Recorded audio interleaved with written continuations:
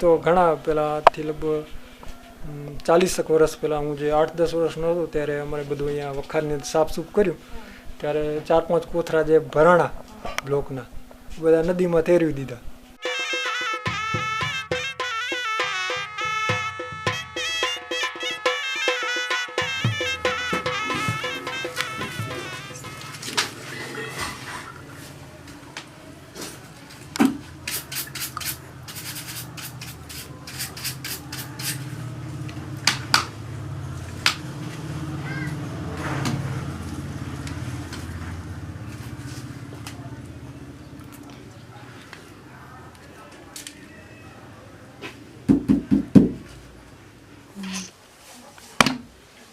મારું નામ મનસુખ પિતાંબર ખત્રી.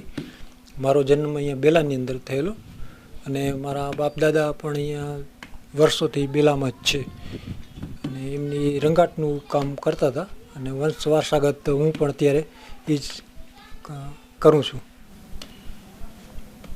અમે આ શીખ્યા તો હું છઠ્ઠા ધોરણમાં ભણતો હતો ત્યારે આવી રીતે છાપતો હું. રવિવાર હતો તેથી હું છાપતો આખો દિવસ, કારણ કે એ નાનપણથી જ એમાં લાગેલા હતા. કપડાં હુકવવાનું કોઈ આ તેન બીજું ત્રીજું કરતા રહ્યા. ના, મારા રસથી જ છાપતો. મારા મોટા ભાઈ હતા એટલે એ કરતા હતા તો હું એ સાઈડમાં ક્યારેક બીબા મારતો હતો. પછી એ કહે કે આવી રીતે આમ કરવાનું, એમ કરતાં કરતાં શીખી.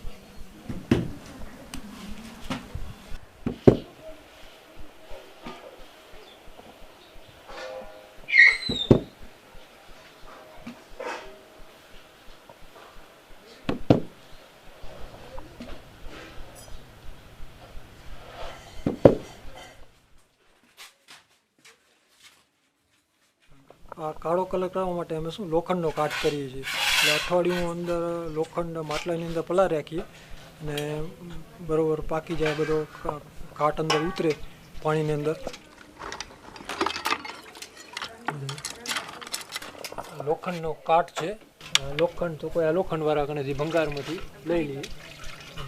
2-2 કિલો જેવું આ માટલાની અંદર નાખીને અઠવાડિયું રાખીએ. પછી થોડો અંદર ગોળ નાખીએ 50 ગ્રામ જેવું. લોખંડના કાટનું પાણી અમે પેસ્ટની અંદર નાખીએ, પપીકાના લોટ થોડી હીરા કસી નાખીને, એટલે શું આ પાકો કલર કાળો કલર થઈ જાય.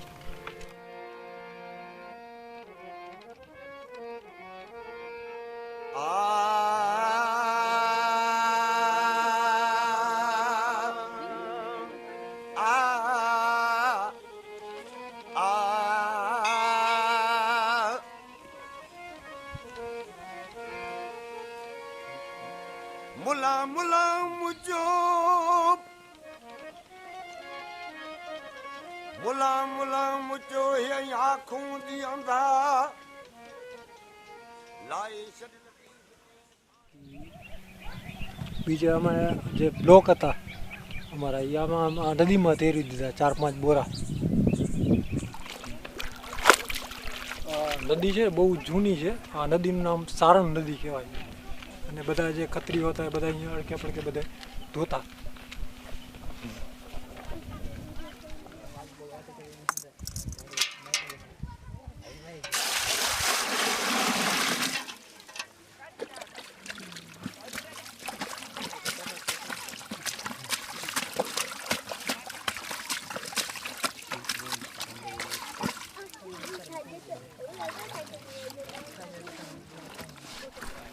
પહેલાં તો શું જે દેશી કામ હતું એમાં તો રોજ જરૂર પડતી આ કુંડીની. હવે તો મહિનામાં 2-3 દિવસ બોરીએ એટલે પછી કામ હાલી જાય.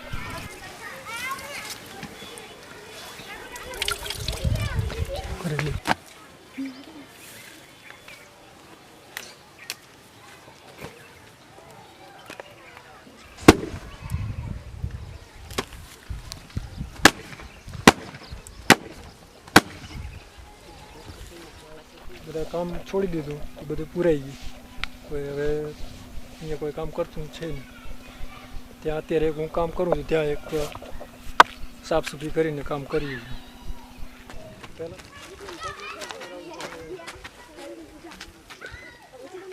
પહેલાં તો લગભગ અહીંયા 40-50 ઘર જેવા હતા બધા. પછી ધીરે ધીરે બધા બહાર નીકળી ગયા. અને તમે ઘરના છેલ્લા ખતરી છો જે છાપી રહ્યું છે?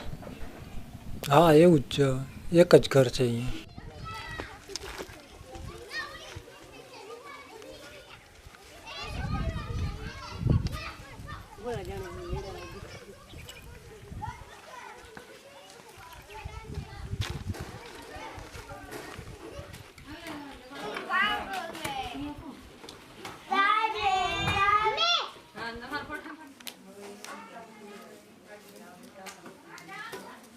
બે ત્રણ વેપારી છે.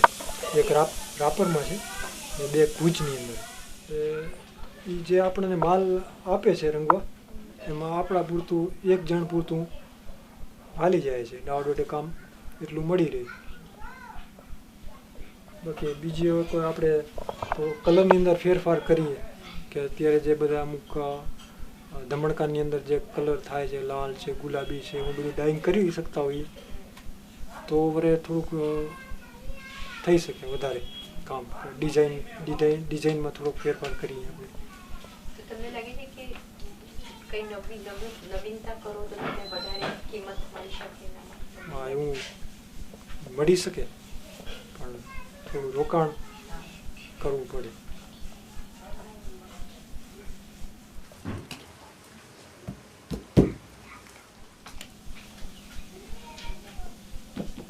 તમે ક્યારે કઈ બીજું કામ કરવાની કોશિશ કરી છે કે તમે આ જ કર્યું છે?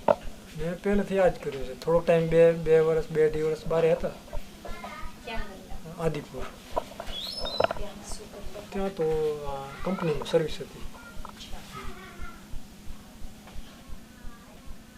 આમ તો ઘરનું કામ હોય તો એમાં આપણને જે કંપનીની અંદર તો આપણે ફરજિયાત કામ કરવું પડે અને એમાં જે મહેનતાણું આપણને જે મળતું હોય જ મળે કે તેથી અમને ના એ લોકો ભણે છે. શીખવાડો છે એમને આવડે છે કરતા? એટલે આ શું આમાં પૂરેપૂરો ઇન્ટરેસ્ટ લે ને નાનપણથી તો જ શીખી જાય. આવડું હોય ને તો કપડાં બીજા સૂકવા હોય ને કોઈ અમે છાપતો હોય ને કરે ને તો જ.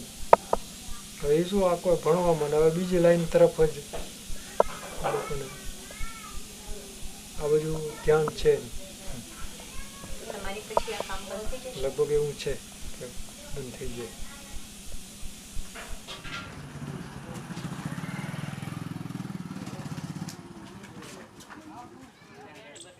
બસ સ્ટેશને છે ને